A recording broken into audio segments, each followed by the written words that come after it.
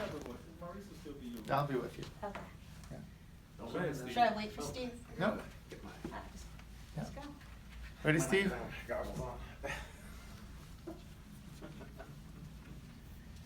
All right. Okay, Steve, you ready? Go ahead, Kate. If I could just swing it at head level, I know people are coming. Well, keep your feet on the ground, man. None of that hockey stuff.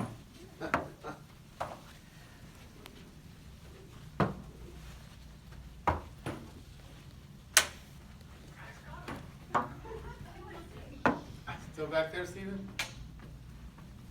I lost the wall.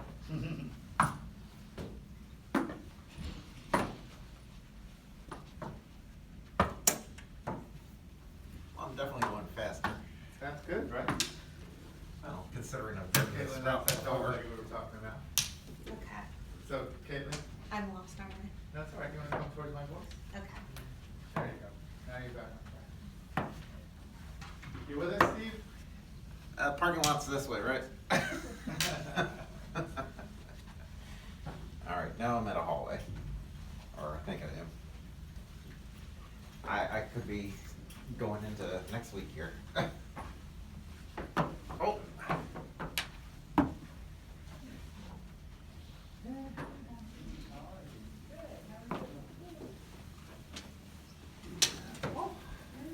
How are you?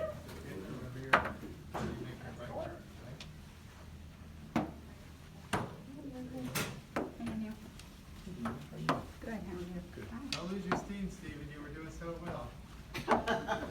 Told you I'd be in the parking lot. Yeah, keep coming. Take the next right turn, Caitlin. Ready, Steven? Nope. Come on. Find that corner. You're going to take that right turn.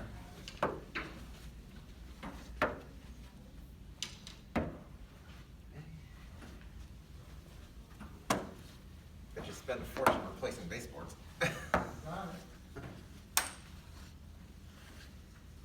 Oh, okay. Possible, maybe, maybe. Oh, there we go.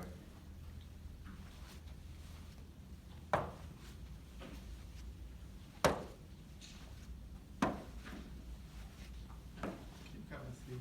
Doing well.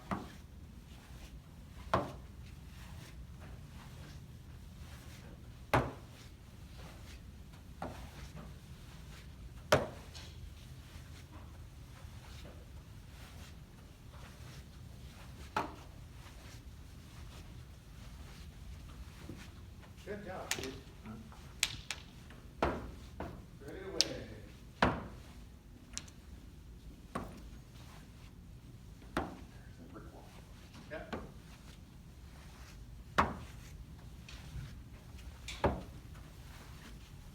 How you feeling, Jamie?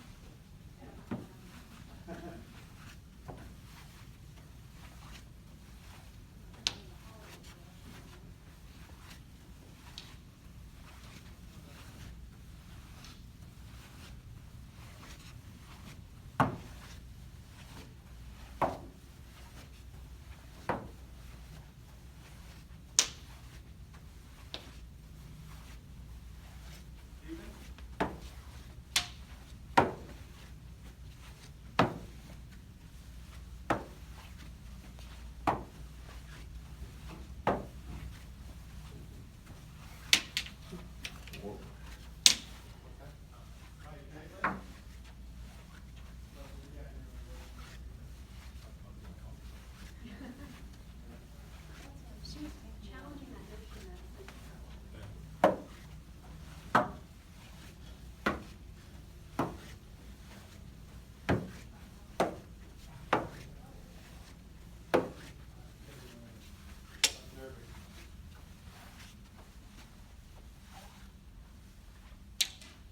Here.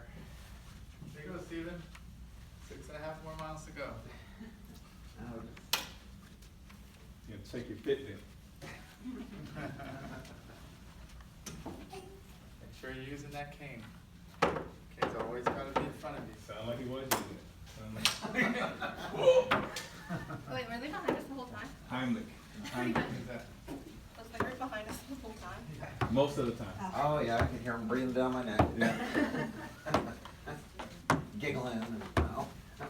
No, they were in awe, man. They were like, wow, look at Steve. There we go. Good job. There we go. See, I was trying to hear you all in the office, but you all were not here. So it's still challenging. If it weren't for voices telling me to turn, I'd still, like I said, be in the parking lot. Yeah, but was it more or less challenging? It was less challenging because I'd been there before. Right? Yeah. So I knew that the brick wall would smack me in my face. Did it? No, Okay. because I hit it with this stick. Good. But I'm really curious, how could you tell that I was lost? How can I Or tell that you were You lost? were over there at the end? Yeah, like I felt like I walked somewhere and you could clearly tell that I was not where I should be. So how do you think I could tell? Me getting further away from you, the sounds? Or? Yeah. Okay. Yeah. I was just like, he clearly knows where I'm at. How did you feel about the second time around? The second time was easier than the first, but again, it really helped to have worries there. Like when I felt like I got stuck in a closet for a second, and thankfully he redirected me, or else I might have just stopped there. Yeah. So what do you think would happen if you did this for 2 hours a day, 5 days a week? I think I would inevitably get better. yeah. See, in our training regimen, the orientation mobility class, where you learn how to use the cane, you take it every day, 2 hours at least, and you progress through different processes of learning how to use the information that's around. Now, to answer the question that you were asking me earlier, I went through traditional training. I didn't get what I learned from the NFB Training Center. So when I went to my first orientation mobility class, I had learned, much like you guys, how to trail alongside buildings. So that's what I was doing. My orientation instructor, she was out here on the curb, and I'm here, and she said, "Neil, what are you doing?" I said, "I'm over here at the building." She said, "That building doesn't need you to hold it up." She said, "People are walking out here on the sidewalk." I said, "Okay." So she had me come out. I came out on the sidewalk. She says, "What do you hear?" I said, "Well, I hear cars. That's why I was over at the building." And she said, "Well, don't worry about that. Where do you hear it?" I said, "Over here off to the right." "Okay, point as far as you can to where you hear the noise." I'm pointing. She says, "Now I want you to go 15 degrees over to your left." Okay, I'm good. She said, "That's where I want you to walk." So where you were talking about how do you hear the noise that the cane is making when there's so much other ambient noise around, you learn how to use that ambient noise to mental map. So right now, the traffic is my friend. Hearing the cars lets me know where the road is, and it lets me walk alongside this way so that I can stay on the sidewalk. And when I get to an intersection, I'm waiting to hear the parallel traffic go. So if I hear cars traveling back and forth, I'm not going to cross this street. But once I hear those cars coming this way and those other cars going in the parallel way, I know it's safe to cross the street. And that's really safer than being able to see a traffic light. Because my aunt and I were walking one day, we were walking down the street, and I was getting ready to cross, because I didn't hear the traffic. And she stopped. She said, "Stop." The sign said, "Stop." I said, "Okay."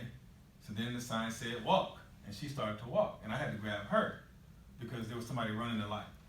So listening to the traffic is a safer way to cross the street than knowing what color the light is. So you learn those alternative skills in order to get around in those environments a little bit more successfully. One of the questions that people ask are the difference between this and a guide dog. So a guide dog is a personal choice. I choose not to use a guide dog because they do require a lot of maintenance. You have to clean them, feed them, take them to the vets, etc. My son's 21 years old. I've raised all I'm going to raise. I'm kidding. When I retire, I may get a guide dog. I'm not sure. There are pros and cons. I mentioned some of the cons as far as the maintenance, but some of the pros are this is an object detector, and you notice when you compare the sighted guide experience to the cane experience, you knew more about your environment than you did with the cane than you did with someone leading you around, because you didn't know, except for Stephen, when he saw that one door that I wanted to point out to him. But you didn't know what somebody said. I didn't even know I was passing through a door in some of those instances. So the dog is an object avoider. It takes people around those things, much like the sighted guide would. So you may lose some information, but in some instances, the guide dog lets you travel a little faster in some environments. So it's a personal choice.